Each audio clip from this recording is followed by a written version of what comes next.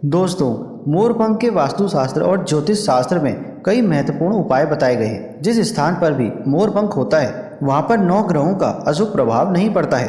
भगवान श्री कृष्ण ने मोरपंख की श्रेष्ठता का वर्णन किया है और उन्होंने मोर के पंख को अपने मुकुट में धारण करके मोर के श्रेष्ठ होने का प्रमाण भी दिया है।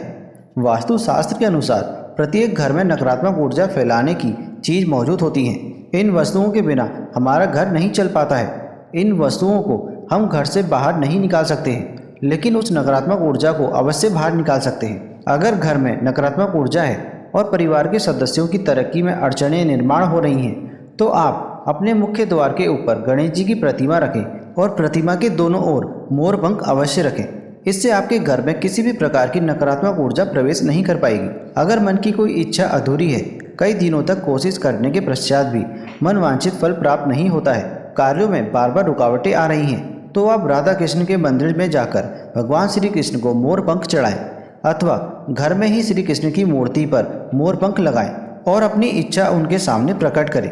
यकीन मानिए, आप देखेंगे कि 28 दिनों के अंदर आपकी मनचाही मनोकामना पूर्ण हो जाएगी, बशर्ते आप इन उपायों को पूरे श्रद्धा भाव से और बिना किसी को बताए करें। अगर घर के किसी सदस्य अथवा बालक को बुरी नज़र लगी है या उस पर किसी की बुरी नज़र का प्रभाव पड़ा है, तो सोते समय उस व्यक्ति के तकिए के नीचे मोरपंख रखें और दूसरे दिन इसे किसी बहते जल में अथवा कुएं में डाल दें। इससे बुरी नज़र उतर जाती है। अगली बात करते हैं, अगर पढ़ाई में आपका मन नहीं लगता, घर के विद्यार्थियों का पढ़ाई में मन नहीं लग रहा है या उनकी याददाश्त कमज़ोर है, पढ़ाई करते समय बार बार नींद आती है, तो विद्यार्थियों को माँ सरस्वती के सामने मोरपंख रखकर दूसरे दिन उस मोरपंख को अपनी किताबों में रख देना चाहिए।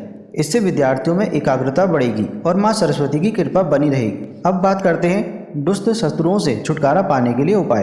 अगर कोई शत्रु जानबूझकर आपको परेशान कर रहा है और बार बार आपको नुकसान पहुंचाने का प्रयास करता है, तो मंगलवार के दिन हनुमान जी के मस्तक का सिंदूर मोरपंख पर लगाएं और सुबह के समय बिना नहाए ही इसे बहते हुए जल में प्रवाहित अथवा कुएं में डाल दें। इससे शत्रुओं से छुटकारा मिलता है। अगर घर के सदस्यों पर ग्रहों का दुष्प्रभाव है अथवा ग्रहों की स्थिति खराब चल रही है, तो मोरपंख लें और उस पर गंगा जल अथवा शुद्ध जल का छिड़काव करें। फिर इसे ऐसे स्थान पर रख दें जहां पर यह किसी को दिखाई ना दे।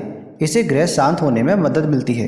अगर पति पत्नी के बीच तनाव हो, अगर घर के अंदर कलेश है, पति पत्नी के बीच बार बार झगड़े होते हैं, आपसी प्रेम कम होने लगता है, तो उनके बेडरूम में दक्षिण पूर्व की दिशा में मोरपंख रख देना चाहिए।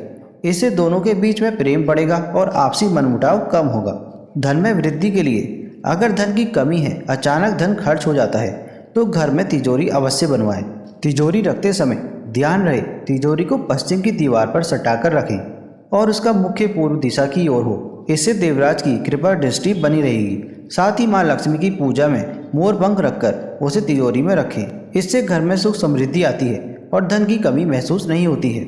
यदि धन की समस्या आ रही है, तो घर के अग्निकोण में अर्थात दक्षिण पूर्व दिशा में अपनी कमर से ऊपर कंधे की ऊंचाई पर 2 मोरपंख शुक्ल पक्ष में लगाएं। जल्दी ही धन प्राप्ति के नए अवसर प्राप्त होने लगेंगे। आप किसी भी शुभ दिन मोर का एक पंख लेकर घर के किसी ऐसे स्थान पर रखें जहां पर आने वाले लोगों की नज़र सबसे ज़्यादा पड़ती है। असल में मोर का पंख नकारात्मक ऊर्जा को अवशोषित करता है, इसलिए आपको इसको ऐसे स्थान पर लगाना चाहिए जहां पर सभी को नजर आए। मोर के पंख का यह उपाय न सिर्फ आपको बल्कि आपके घर के सदस्यों के जीवन में भी सुख और समृद्धि जरूर लेकर आएगा। दोस्तों, आशा करते हैं आपको यह जानकारी अच्छी लगी होगी।